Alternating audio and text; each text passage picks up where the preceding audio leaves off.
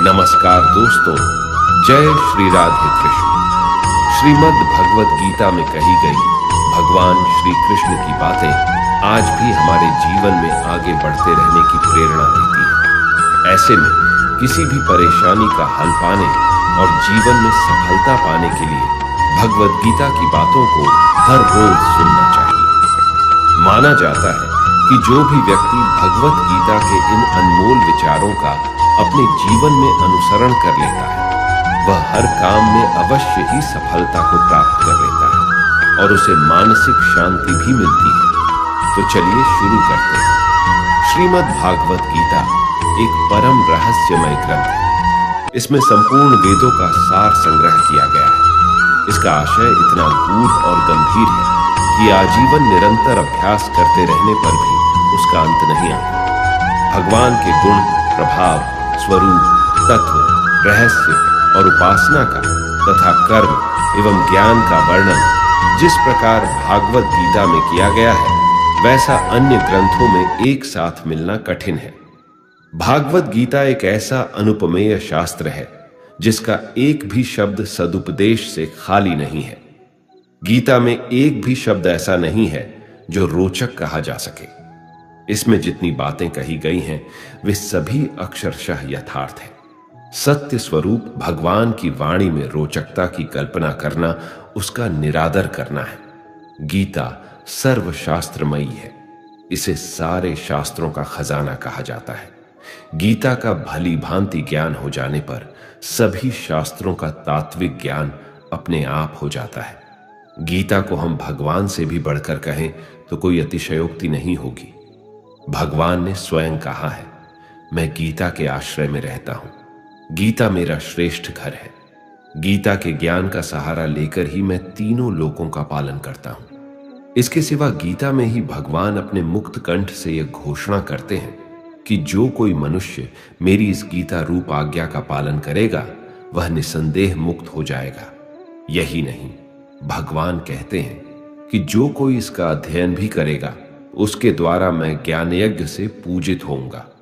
भगवान कहते हैं, जो मनुष्य गीता का रहस्य भक्तों को धारण कराता है और उनमें इसका विस्तार एवं प्रचार करता है, वह मनुष्य मुझे अतिशय प्रिय है। गीता संपूर्ण जीवन दर्शन है और इसका अनुसरण करने वाला व्यक्ति सर्वश्रेष्ठ होता है। भागवत गीता ही है जो आधुनिक युग में समस्याओं से घिरे हुए मनुष्य को एक कर्मशील जीवन जीने के लिए प्रेरित करती है। गीता ऐसे प्रेरणादायक संदेशों का महासागर है जो जीवन से निराश मनुष्य को आशाओं से भर देती है। श्रीमद् भागवत गीता एकमात्र ऐसा ग्रंथ है जो मनुष्य को जीने का सही तरीका बताती है। गीता जीवन में धर्म, कर्म और प्रेम का पाठ पढ़ाती है। श्रीमद् भागवत गीता का ज्ञान मानव जीवन और जीवन के बाद का जीवन दोनों के लिए उपयोगी माना गया है। भागवत गीता में कुल 18 अध्याय हैं और 700 श्लोक हैं, जिसे सभी के लिए पढ़ पाना थोड़ा मुश्किल है। इसीलिए आज के इस बेहद ही खास वीडियो में हम श्रीमद् भागवत गीता के एक एक अध्याय के एक एक श्लोक का मतलब विस्तार पूर्वक और सरल भाषा में समझाएंगे, जिन्हें जानकर आप श्रीमद् भागवत गीता का सही मतलब समझ पाएंगे। इसलिए इन विचारों को आप हर रोज जरूर सुनें। तो चलिए अब देर नहीं करते हुए वीडियो शुरू करते हैं। श्रीमद् भागवत गीता पहला अध्याय, अर्जुन विषाद योग। ये शुरुआत होती है धृतराष्ट्र के सवालों से। वह संजय से जानना चाहते हैं कि धर्म भूमि कुरुक्षेत्र में युद्ध करने के लिए एकत्र हुए मेरे और पांडु के पुत्र क्या कर रहे हैं, उनकी सेना क्या कर रही है। धृतराष्ट्र जानना चाहते हैं कि युद्ध स्थल पर आखिर हो क्या रहा है। धृतराष्ट्र अंधे थे, वह देख नहीं सकते थे, लेकिन वह आंख से अंधे थे, मन और मस्तिष्क से नहीं। वह जानते थे कि वह धर्म के साथ नहीं खड़े हैं, क्योंकि धर्म तो वहां था जहां श्री कृष्ण खड़े थे। अपने पुत्र मोह में उन्होंने शांति की जगह युद्ध को चुना था, लेकिन वह जानते थे कि इस युद्ध को जीतना आसान नहीं होगा। अपने जीवन में हम भी जब कोई गलत करते हैं तो हम भी समझ रहे होते हैं कि हमारे किए का नतीजा शायद अच्छा नहीं हो, और यही डर, चिंता धृतराष्ट्र को सता रहा था। संजय आंखों देखा हाल बताते हुए उत्तर देते हैं कि हे राजन, दुर्योधन पांडवों की सेना के व्यूह को देख रहे हैं और यह बात गुरु द्रोणाचार्य को जाकर बताते हैं। संजय को दिव्य दृष्टि प्राप्त हुई थी।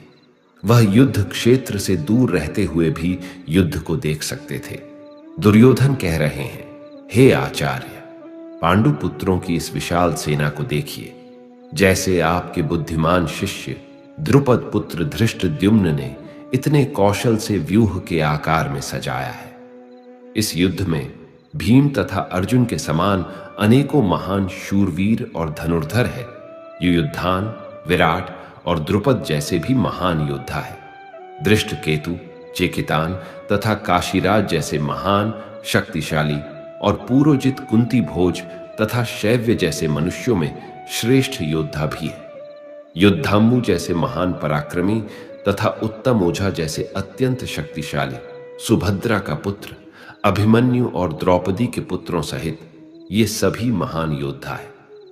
दुर्योधन कह रहे हैं, हे ब्राह्मण श्रेष्ठ, हमारी तरफ के भी उन विशेष शक्तिशाली योद्धाओं को जान लीजिए।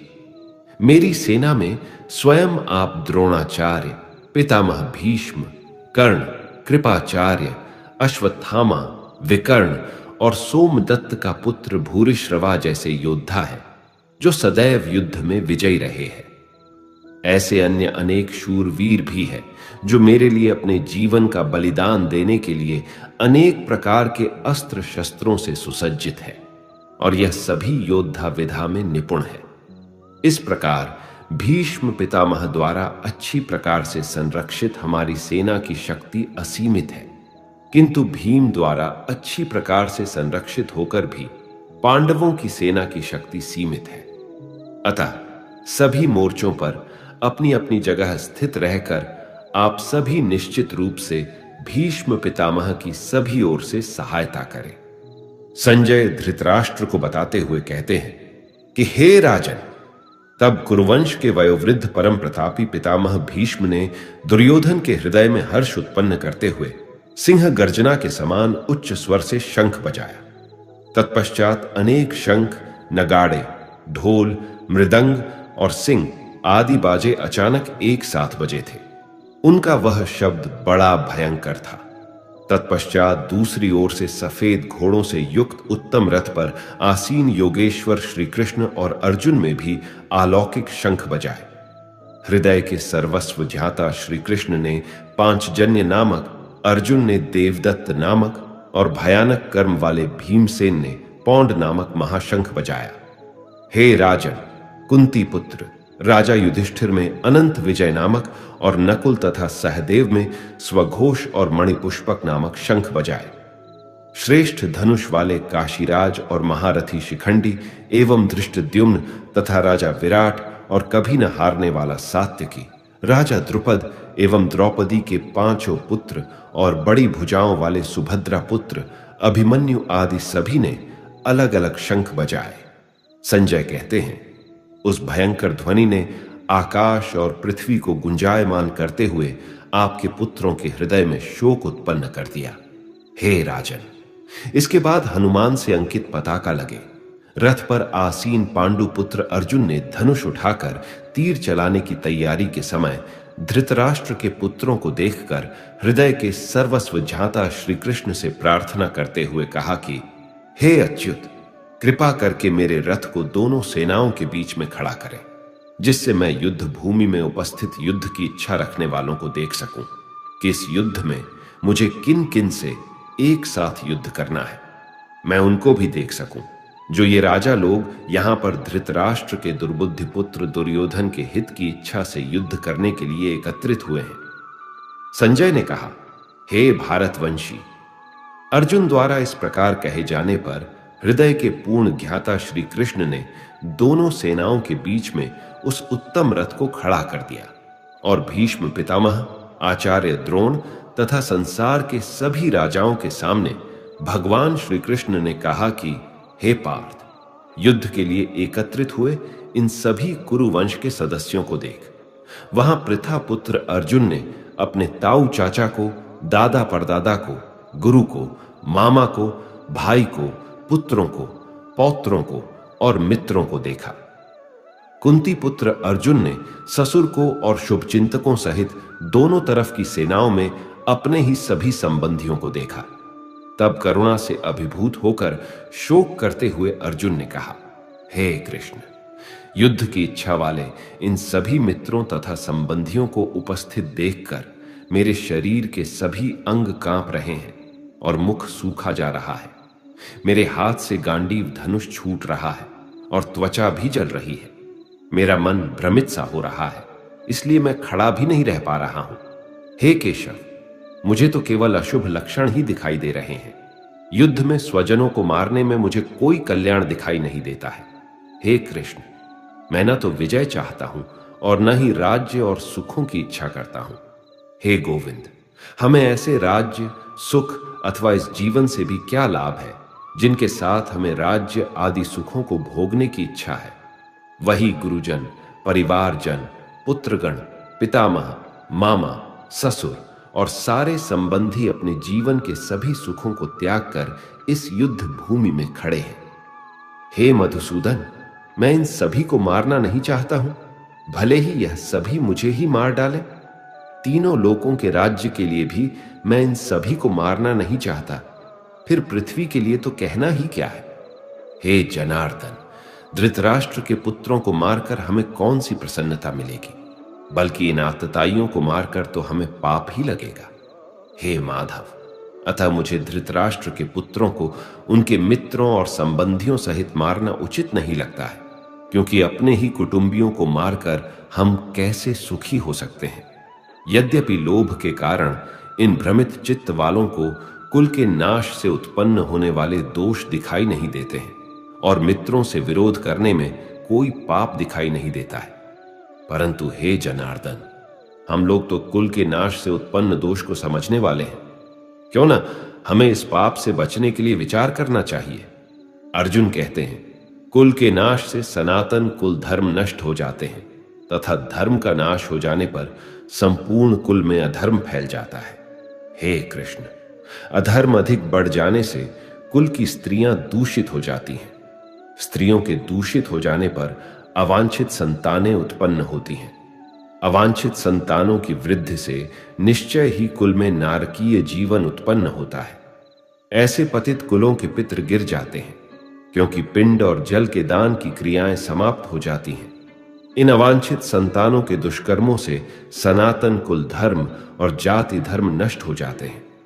हे जनार्दन, जिनका कुल धर्म नष्ट हो गया है, ऐसे मनुष्यों को अनिश्चित काल तक नरक में रहना पड़ता है, ऐसा हम सुनते आए हैं। कितने आश्चर्य की बात है कि हम लोग बुद्धिमान होकर भी महान पाप करने को तैयार हो गए हैं, जो राज्य और सुख के लोभ से अपने प्रियजनों को मारने के लिए आतुर हो गए हैं। यदि मुझे शास्त्र रहित विरोध न करने वाले को मृत राष्ट्र के पुत्र हाथ में शस्त्र लेकर युद्ध में मार डाले, तो भी इस प्रकार मरना मेरे लिए अधिक श्रेयकर होगा। संजय ने कहा, इस प्रकार शोक से संतप्त हुआ मन वाला अर्जुन युद्ध भूमि में यह कहकर बाणों सहित धनुष को त्याग कर रथ के पिछले भाग में बैठ गया।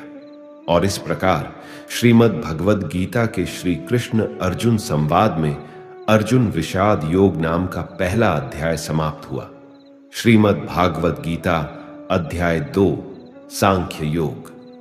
दोस्तों, पहले अध्याय में आपने सुना कि किस प्रकार दुर्योधन की सेना में अपने रिश्तेदारों, गुरुजनों को देखकर अर्जुन के पैर कांपने लगे।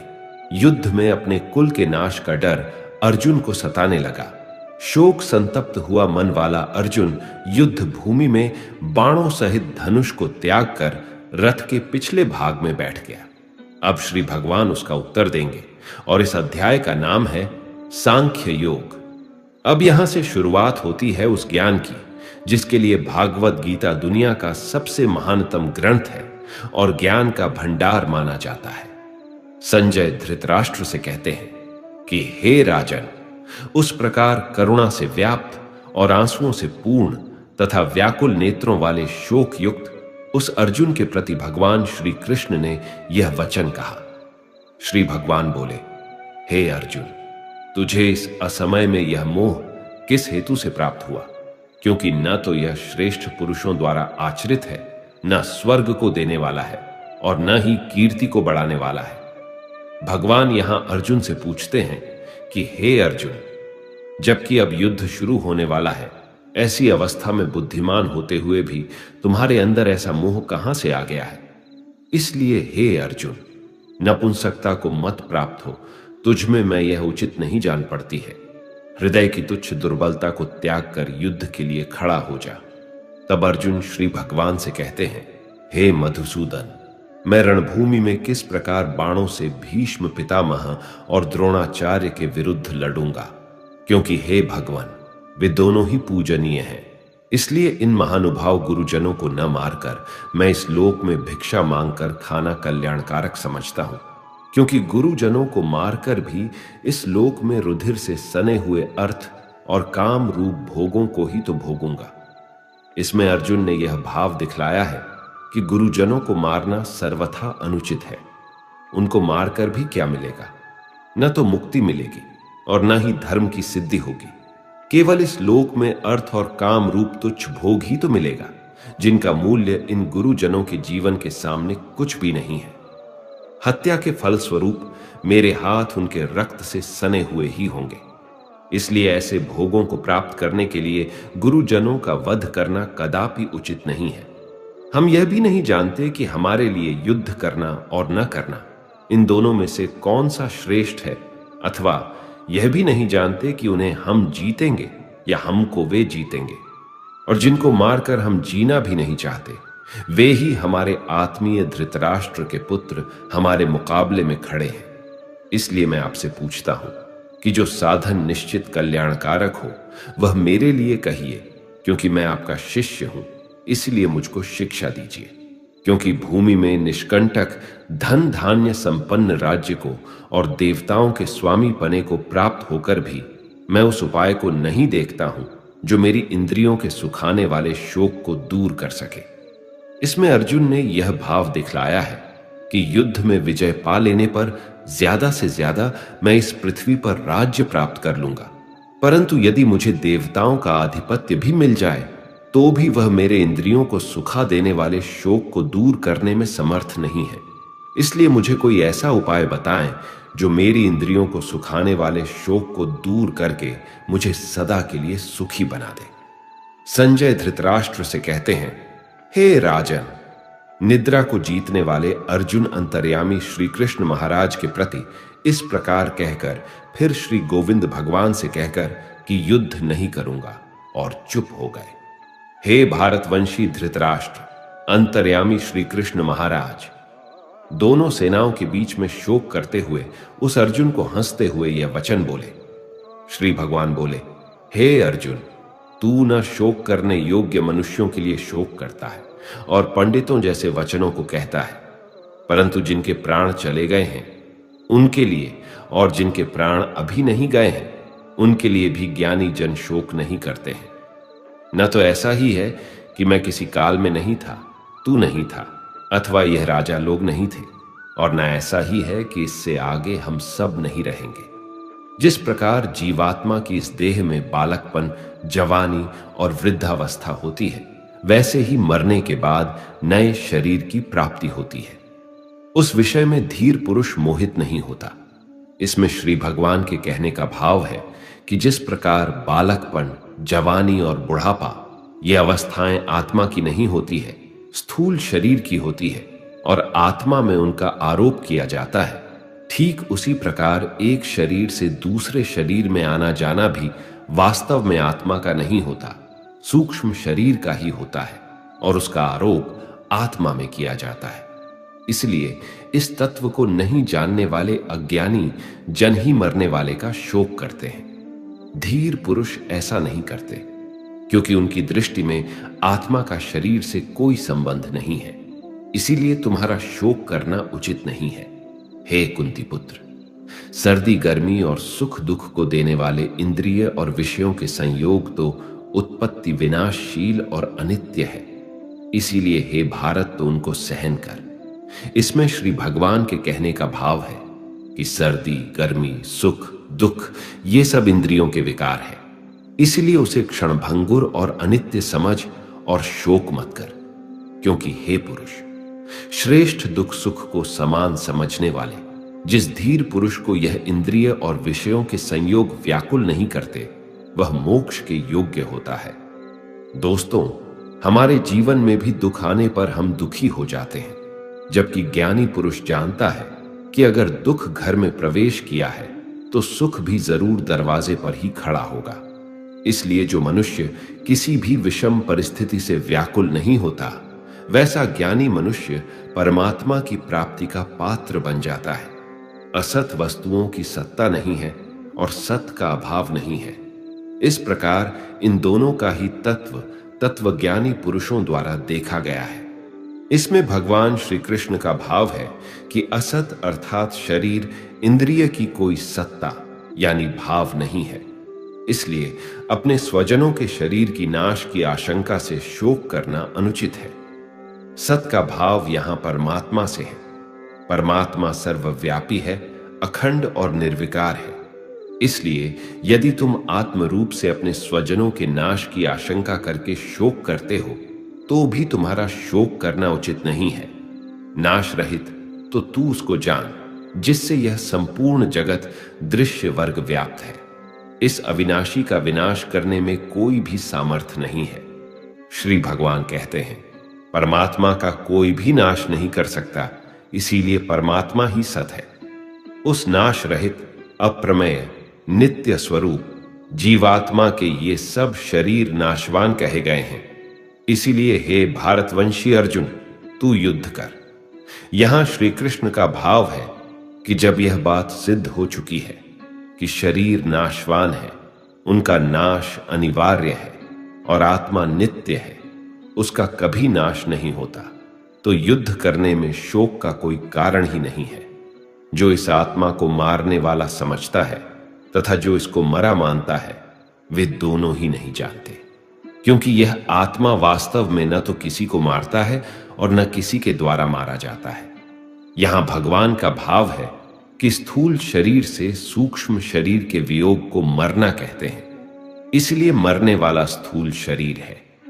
इसी तरह स्थूल शरीर की क्रिया से किसी दूसरे स्थूल शरीर के प्राणों का वियोग होता है, उसे मारने वाला कहते हैं। इसलिए मारने वाला भी शरीर ही है, आत्मा नहीं है। किंतु शरीर के धर्मों को अपने में अध्यारोपित करके अज्ञानी लोग आत्मा को मारने वाला मान लेते हैं। इसलिए उनको उन कर्मों का फल भोगना पड़ता है। यह आत्मा किसी काल में भी न तो जन्मता है और न मरता ही है, तथा न यह उत्पन्न होकर फिर होने वाला ही है, क्योंकि यह अजन्मा, नित्य, सनातन और पुरातन है। शरीर के मारे जाने पर भी यह नहीं मारा जाता। हे पृथा पुत्र अर्जुन, जो पुरुष इस आत्मा को नाश रहित, नित्य, अजन्मा और अव्यय जानता है, वह पुरुष कैसे किसको मरवाता है और कैसे किसको मारता है। यहां श्री भगवान का भाव है कि स्थूल शरीर द्वारा किसी को मारना या मरवाना यह आत्मा का काम नहीं है। इसलिए किसी के लिए भी किसी प्रकार का शोक करना उचित नहीं है। जैसे मनुष्य पुराने वस्त्रों को त्याग कर दूसरे नए वस्त्रों को ग्रहण करता है, वैसे ही जीवात्मा पुराने शरीरों को त्याग कर दूसरे नए शरीरों को प्राप्त होता है। इस आत्मा को शस्त्र नहीं काट सकते, इसको आग नहीं जला सकती, इसको जल गीला नहीं कर सकता और वायु इसे सुखा नहीं सकती है। यह आत्मा नित्य, सर्वव्यापी, अचल, स्थिर रहने वाला और सनातन है।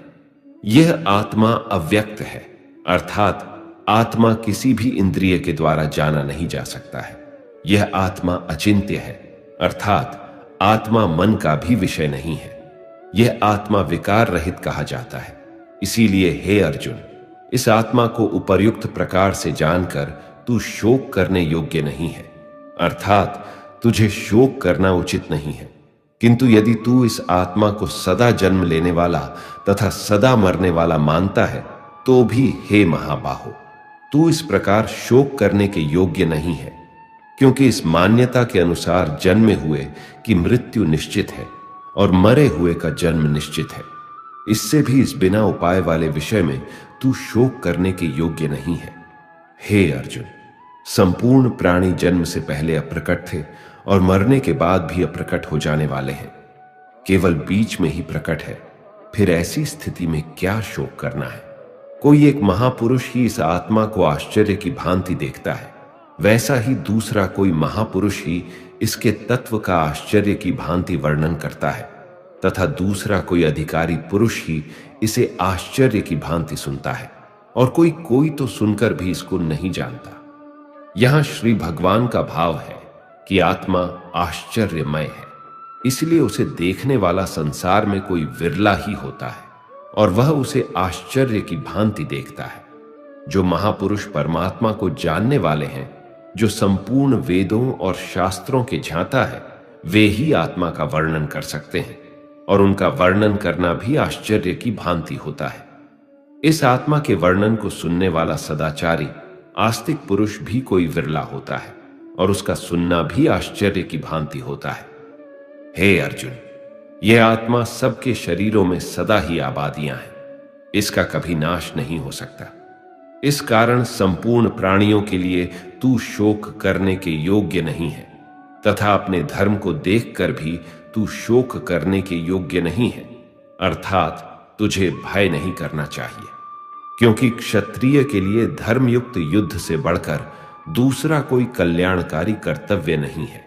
हे पार्थ, अपने आप प्राप्त हुए और खुले हुए स्वर्ग के द्वार रूपी इस प्रकार के युद्ध को भाग्यवान क्षत्रिय लोग ही पाते हैं। किंतु यदि तू इस धर्मयुक्त युद्ध को नहीं करेगा तो स्वधर्म और कीर्ति को खोकर पाप को प्राप्त होगा, तथा सब लोग अनंत काल तक तेरी अपकीर्ति की चर्चा करेंगे, और माननीय पौरुष के लिए अपकीर्ति मारण से भी बढ़कर है। और जिनकी दृष्टि में तू पहले बहुत सम्मानित होकर अब लघुता को प्राप्त होगा, वे महारथी लोग तुझे भय के कारण युद्ध से हटा हुआ मानकर तुम्हें डरपोक समझेंगे। तेरे वैरी लोग अर्थात तुम्हारे शत्रुगण तेरे सामर्थ्य की निंदा करते हुए तुझे बहुत से न कहने योग्य वचन भी कहेंगे। उससे अधिक दुख और क्या होगा? या तो तू युद्ध में मारा जाएगा और स्वर्ग को प्राप्त होगा, अथवा संग्राम में जीतकर पृथ्वी का राज्य भोगेगा। इस कारण हे अर्जुन, तू युद्ध के लिए निश्चित करके खड़ा हो जा। हार जीत, लाभ हानि और सुख दुखों को समान समझकर युद्ध के लिए तैयार हो जा। इस प्रकार युद्ध करने से तू पाप को नहीं प्राप्त होगा। हे पार्थ, यह बुद्धि तेरे लिए ज्ञान योग के विषय में कही गई, और अब तू इसको कर्मयोग के विषय में सुन। जिस बुद्धि को जानकर तू कर्मों के बंधन को भली भांति त्याग देगा, अर्थात सर्वथा नष्ट कर डालेगा। इस कर्मयोग में आरंभ का अर्थात बीज का नाश नहीं है, और उल्टा फल रूप दोष भी नहीं है, बल्कि इस कर्मयोग रूप धर्म का थोड़ा सा भी साधन जन्म मृत्यु रूप महान भय से रक्षा कर लेता है। यहां श्री भगवान के कहने का भाव है कि कर्मयोग का कभी नाश नहीं होता। इसके संस्कार साधक के अंतःकरण में स्थित हो जाते हैं, और वे साधक को दूसरे जन्म में पुनः साधन में लगा देते हैं। निष्काम भाव से किए गए कर्मों का विपरीत परिणाम भी नहीं होता है, और ऐसा साधक भगवान को प्राप्त हो जाता है। हे अर्जुन, इस कर्मयोग में निश्चयात्मक बुद्धि एक ही होती है, किंतु अस्थिर विचार वाले विवेकहीन सकाम मनुष्यों की बुद्धि या निश्चय ही बहुत भेदों वाली और अनंत होती है।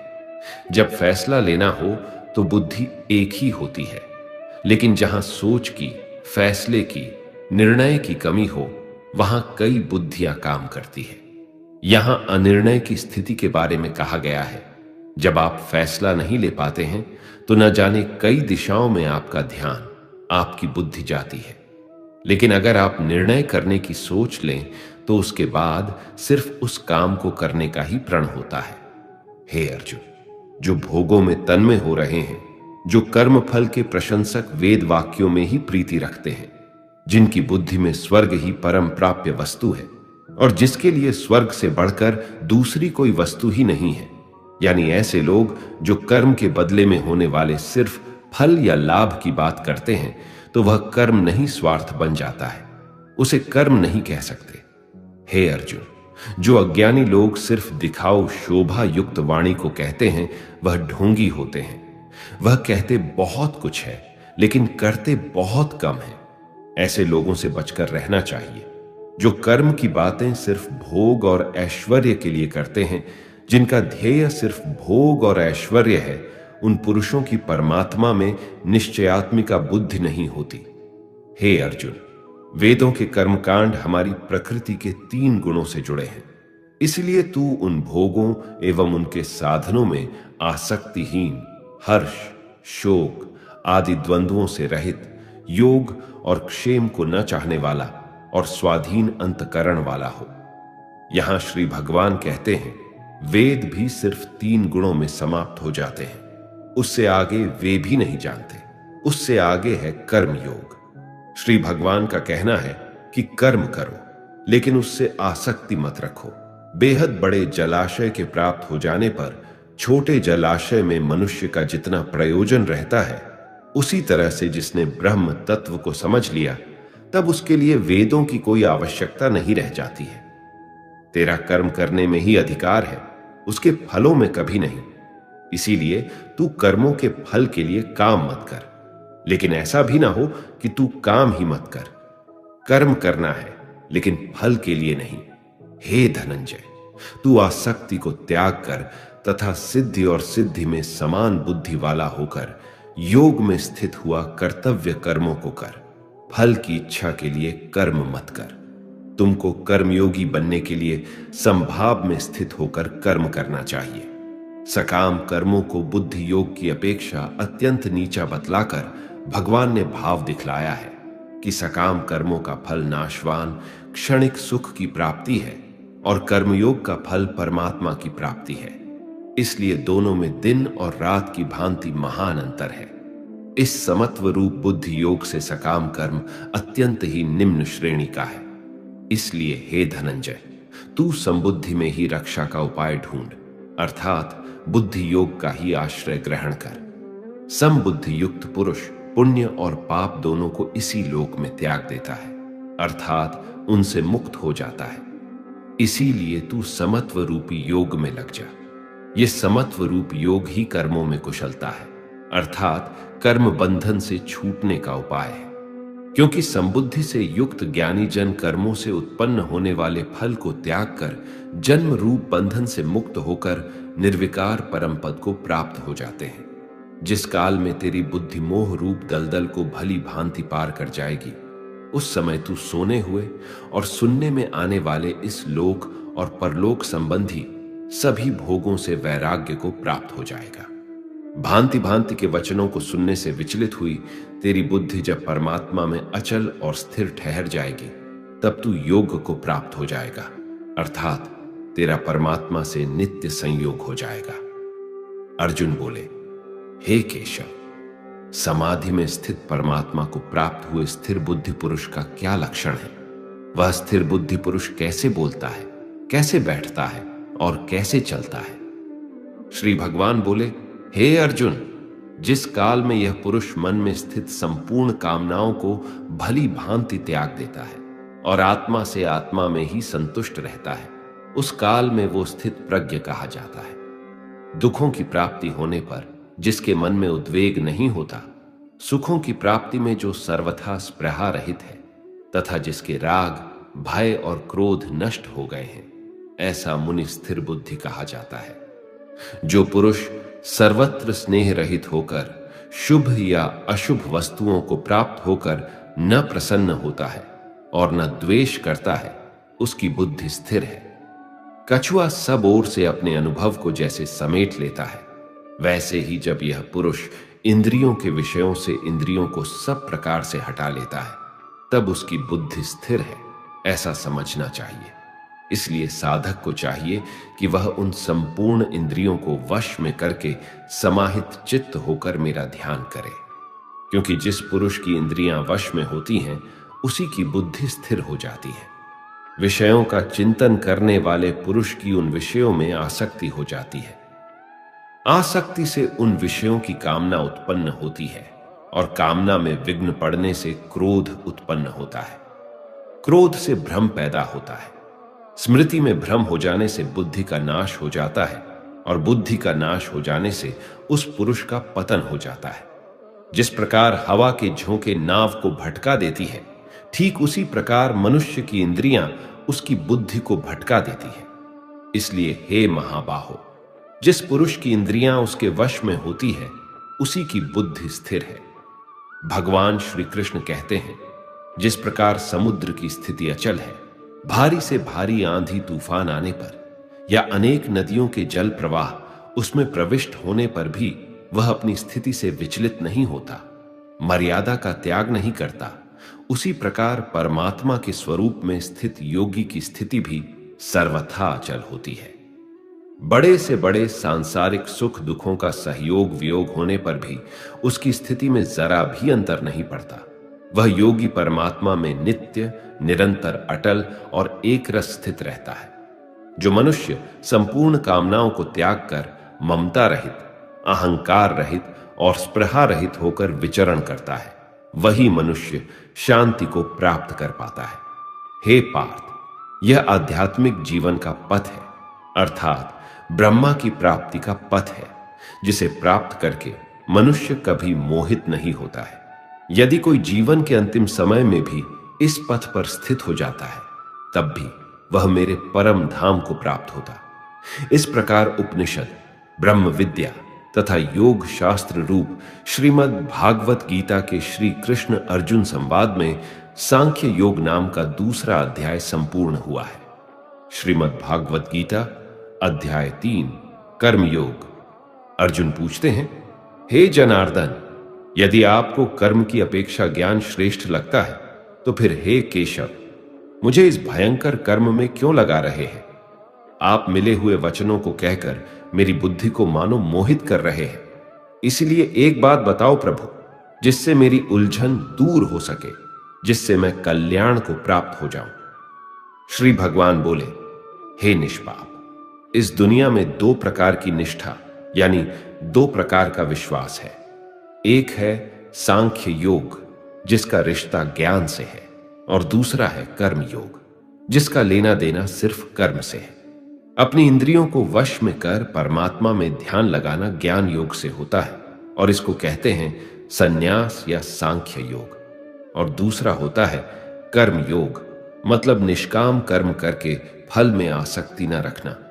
मनुष्य न तो कर्मों का आरंभ किए बिना निष्कर्षता को यानी योग निष्ठा को प्राप्त होता है, और न कर्मों के केवल त्याग मात्र से सिद्धि यानी सांख्य निष्ठा को ही प्राप्त होता है।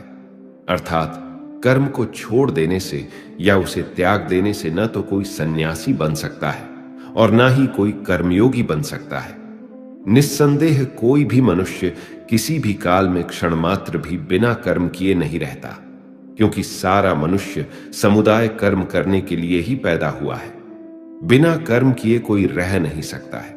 जो मंदबुद्धि मनुष्य सिर्फ दिखावे के लिए कहता है कि उसने समस्त इंद्रियों को वश में कर लिया है, परंतु वह मन ही मन उन इंद्रियों के विषयों का चिंतन करता रहता है, वह मनुष्य मिथ्याचारी अर्थात दंभी कहा जाता है। किंतु हे अर्जुन, जो पुरुष मन से इंद्रियों को वश में करके अनासक्त हुआ समस्त इंद्रियों द्वारा कर्म योग का आचरण करता है, वही श्रेष्ठ है, अर्थात वही कर्म योगी है।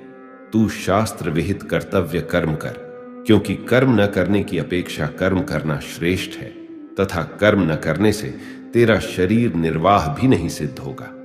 अर्थात तू सिर्फ अपने कर्तव्यों का पालन कर, क्योंकि कर्म नहीं करने से तेरा जन्म लेना भी बेकार हो जाएगा।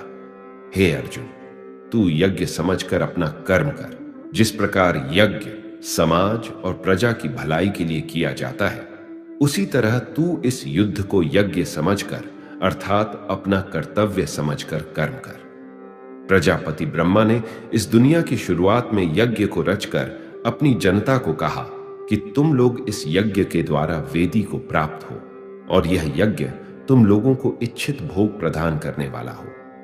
यज्ञ एक तरीके से हमें रास्ता दिखाता है, हमें कर्म करना सिखाता है। ब्रह्मा कहते हैं कि यज्ञ के द्वारा देवताओं को खुश करना चाहिए, और फिर वे देवता खुश होकर के हम सबकी भलाई करेंगे। इस प्रकार निस्वार्थ भाव से एक दूसरे को उन्नत करते हुए तुम लोग परम कल्याण को प्राप्त हो जाओगे। यज्ञ करके जब आप देवताओं की पूजा करते हैं तो वह बिना मांगे ही आपकी सारी इच्छाओं को पूरा कर देते हैं। लेकिन जो यज्ञ नहीं करता उस यज्ञ से देवताओं को प्रणाम नहीं करता, लेकिन फिर भी अपनी इच्छाओं को पूरा करना चाहता है, उसे चोर समझना चाहिए। अर्थात बिना कर्म किए कोई चाहता है कि उसे सब कुछ मिल जाए तो उसे चोर ही तो समझना चाहिए। यज्ञ से बचे हुए अन्न को खाने वाले श्रेष्ठ पुरुष सब पापों से मुक्त हो जाते हैं, और जो पापी लोग अपना शरीर पोषण करने के लिए ही अन्न पकाते हैं वे तो पाप को ही खाते हैं। अर्थात जो लोग ईश्वर को याद किए बिना अपने जिंदा रहने में ही लगे रहते हैं उन्हें चोर समझना चाहिए। अगर अन्न खत्म हो जाए तो सब खत्म हो जाएंगे। संपूर्ण प्राणी अन्न से उत्पन्न होते हैं। अन्न की उत्पत्ति वृष्टि से होती है, यानी कि बारिश, और बारिश यज्ञ से होती है, और यज्ञ कर्मों से होते हैं, और कर्म की उत्पत्ति वेद से। हमारी संस्कृति का सारा ज्ञान वेद से ही तो आया है, और वेद परमपिता परमात्मा से उत्पन्न हुआ है। इससे सिद्ध होता है कि यज्ञ और ईश्वर में सीधा संबंध है। हे पार्थ, जो पुरुष परंपरा से नहीं चलता, सृष्टि चक्र के नियमों का पालन नहीं करता, अर्थात अपने कर्तव्य का पालन नहीं करता, वह इंद्रियों के द्वारा भोगों को भोगने वाला पापी पुरुष व्यर्थ ही जीता है। परंतु जो मनुष्य आत्मा में ही रावण करने वाला और आत्मा में ही तृप्त तथा आत्मा में ही संतुष्ट हो, उसके लिए कोई कर्तव्य नहीं है। आत्मा का मतलब यहां सबसे बड़ा सच है, और जो सत्य को समझता है, सत्य में ही खुश होकर सत्य में ही रहता है, उसके लिए कोई कर्तव्य नहीं है। लेकिन ऐसा कोई लाखों करोड़ों में एक होता है। उस महापुरुष का इस विश्व में न तो कर्म करने से कोई प्रयोजन रहता है और न कर्मों के न करने से ही कोई प्रयोजन रहता है, तथा संपूर्ण प्राणियों में भी इसका स्वार्थ से कोई संबंध नहीं रहता। कहने का सीधा मतलब है, जिसे परमात्मा मिल चुका है वह कोई और दूसरा कर्म क्यों करे। इसलिए तू निरंतर आसक्ति से रहित होकर, अर्थात अपनी इच्छा को त्याग कर सदा कर्तव्य कर्म को भली भांति करता रहे, क्योंकि आसक्ति से रहित होकर कर्म करता हुआ मनुष्य परमात्मा को प्राप्त हो जाता है। बहुत से ऐसे लोग हैं जो कर्म करते हुए ही परम सिद्धि को प्राप्त हुए थे। जनक आदि ज्ञानी जन भी आसक्ति रहित कर्म द्वारा ही परम सिद्धि को प्राप्त हुए थे। इसलिए तुझे कर्म करना ही उचित है। श्रेष्ठ पुरुष जो जो आचरण करता है, अन्य पुरुष भी वैसा वैसा ही आचरण करते हैं।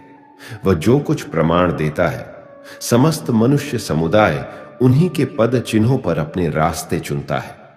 इसलिए सज्जन व्यक्तियों को सदैव अच्छा व्यवहार करना चाहिए।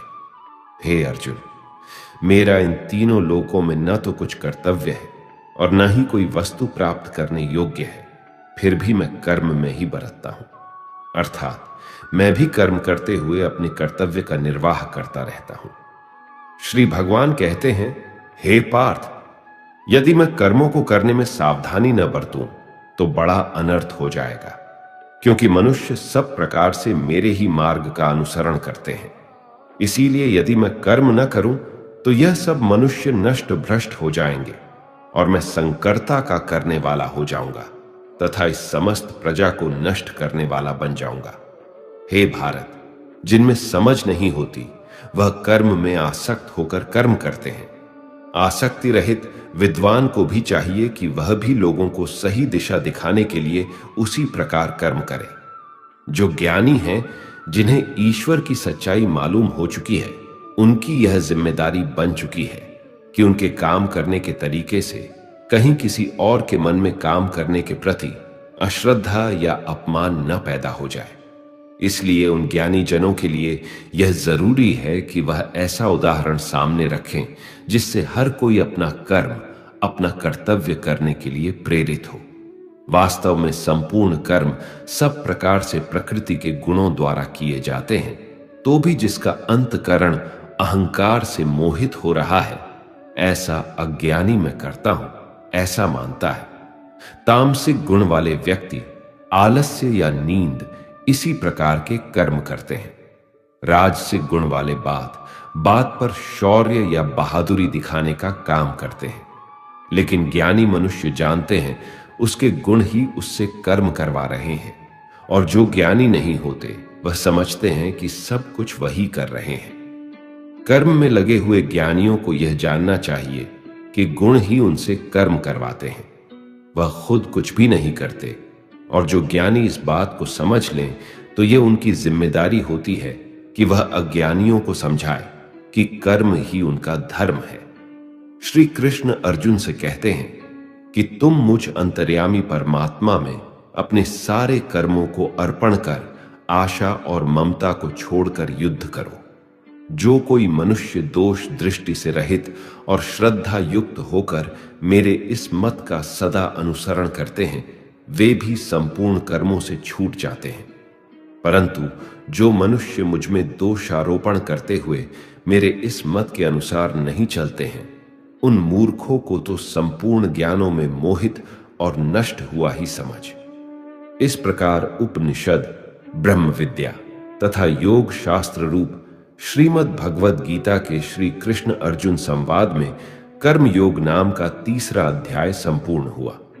श्रीमद् भागवत गीता अध्याय 4, ज्ञान कर्म संन्यास योग। दोस्तों, जिस प्रकार कहावत है कि नेकी कर दरिया में डाल, ठीक उसी प्रकार कर्म का ज्ञान कहता है कि कर्म कर और उसे भगवान को समर्पित कर दे। गीता के चौथे अध्याय में श्री भगवान ज्ञान, कर्म और संन्यास योग के बारे में बताएंगे। तो चलिए सुनते हैं। भागवत गीता का अध्याय 4, ज्ञान कर्म संन्यास योग। श्री भगवान बोले, मैंने इस अविनाशी योग को सूर्य से कहा था, सूर्य ने अपने पुत्र मनु से कहा, और मनु ने अपने पुत्र राजा इक्ष्वाकु से कहा। हे परंतप अर्जुन, इस प्रकार परंपरा से प्राप्त इस योग को राजर्षियों ने जाना, किंतु उसके बाद योग बहुत काल से इस पृथ्वी लोक में लुप्त हो गया। तू मेरा भक्त और प्रिय सखा है, इसलिए यह पुरातन योग आज मैंने तुझको कहा है, क्योंकि यह बड़ा ही उत्तम रहस्य है, अर्थात गुप्त रखने योग्य विषय है। अर्जुन बोले, आपका जन्म तो अभी हाल का है और सूर्य का जन्म बहुत पुराना है, अर्थात कल्प के आदि में हो चुका था। तब मैं इस बात को कैसे समझूं कि आप ही ने कल्प के आदि में सूर्य से यह योग कहा था। श्री भगवान बोले, हे परंतप अर्जुन, मेरे और तेरे बहुत से जन्म हो चुके हैं, उन सब को तू नहीं जानता, किंतु मैं जानता हूं। मैं अजन्मा और अविनाशी स्वरूप होते हुए भी तथा समस्त प्राणियों का ईश्वर होते हुए भी अपनी प्रकृति को अधीन करके अपनी योग्य माया से प्रकट होता हूं। हे भारत, जब जब धर्म की हानि और अधर्म की वृद्धि होती है, तब तब मैं अपने रूप को रचता हूं, अर्थात साकार रूप से लोगों के सम्मुख प्रकट होता हूं। साधु पुरुषों का उद्धार करने के लिए, पाप कर्म करने वालों का विनाश करने के लिए और धर्म की अच्छी तरह से स्थापना करने के लिए मैं युग युग में प्रकट हुआ करता हूं। हे अर्जुन, मेरे जन्म और कर्म दिव्य है, अर्थात निर्मल और अलौकिक है। इस प्रकार जो मनुष्य इस तत्व को अच्छे से जान लेता है, वह शरीर को त्याग कर फिर जन्म को प्राप्त नहीं होता, किंतु मुझे ही प्राप्त होता है।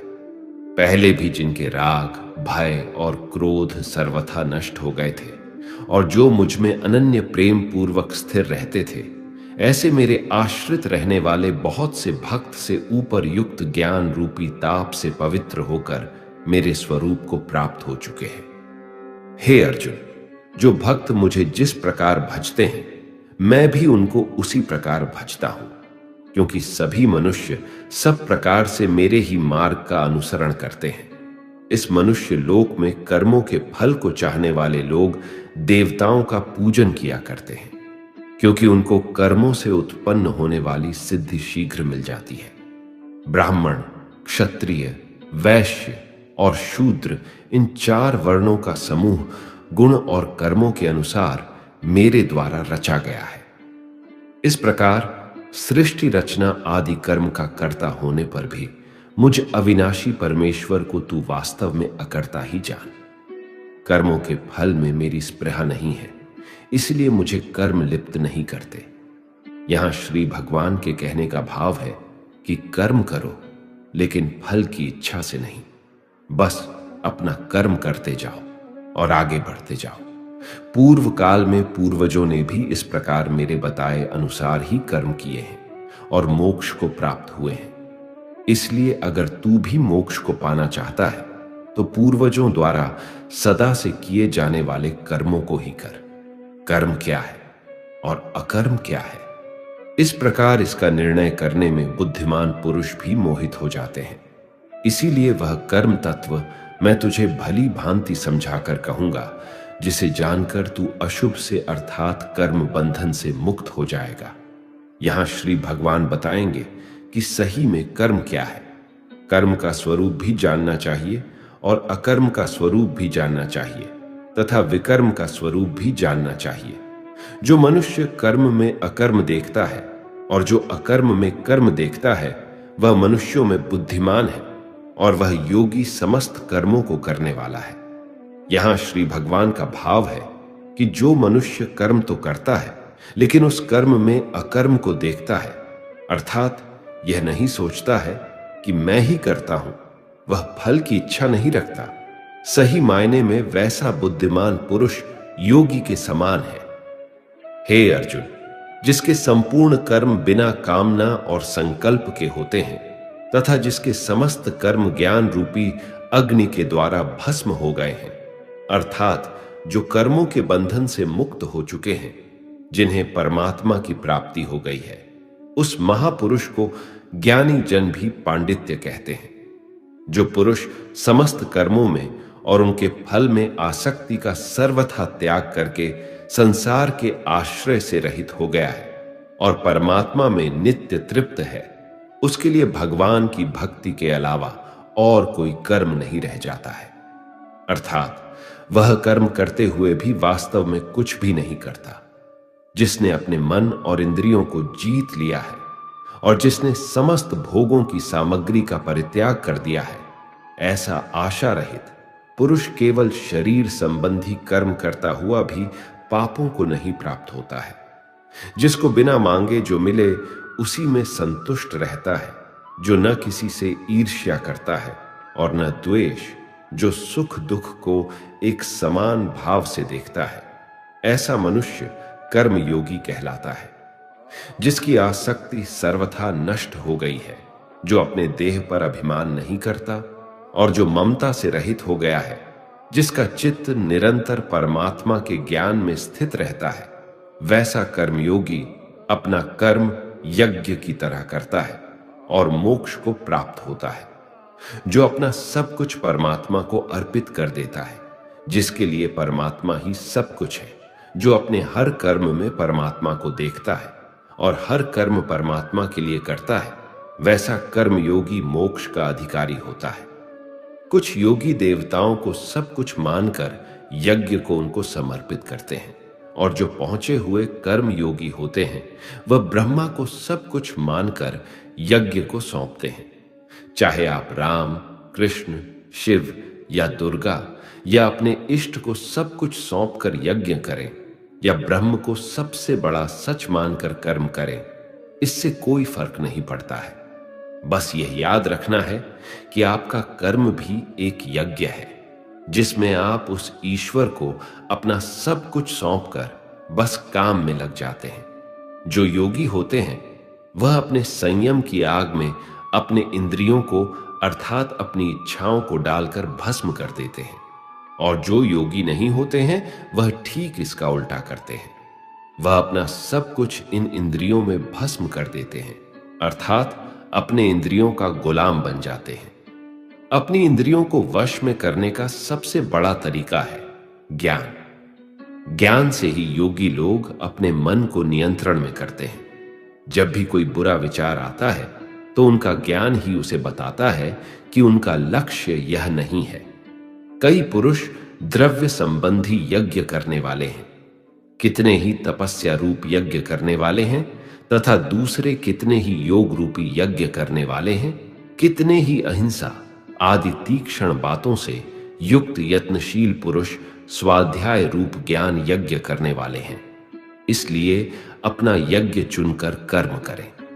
दूसरे कितने ही योगी जन प्राण वायु में प्राण वायु को हवन करते हैं, वैसे ही अन्य योगी जन प्राण वायु में अपान वायु को हवन करते हैं, तथा अन्य कितने ही नियमित आहार करने वाले प्राणायाम परायण पुरुष प्राण और अपान की गति को रोककर प्राणों को प्राणों में ही हवन किया करते हैं। ये सभी साधक यज्ञों द्वारा पापों का नाश कर देने वाले और यज्ञों को जानने वाले हैं। प्राण का अर्थ है सांस अंदर खींचना और अप्राण का अर्थ है सांस को छोड़ना। कौन कितना पहुंचा हुआ योगी है, उसकी अलग अलग अवस्था होती है। यहां श्री भगवान यही समझा रहे हैं। हे कुरु श्रेष्ठ अर्जुन, यज्ञ से बचे हुए अमृत का अनुभव करने वाले योगी जन सनातन परब्रह्म परमात्मा को प्राप्त होते हैं, और यज्ञ न करने वाले पुरुष के लिए तो यह मनुष्य लोक भी सुखदायक नहीं है, फिर परलोक कैसे सुखदायक हो सकता है। यज्ञ करने के बाद जो बचता है उसे श्री कृष्ण अमृत बता रहे हैं, और यह अमृत सीधे भगवान तक ले जाता है।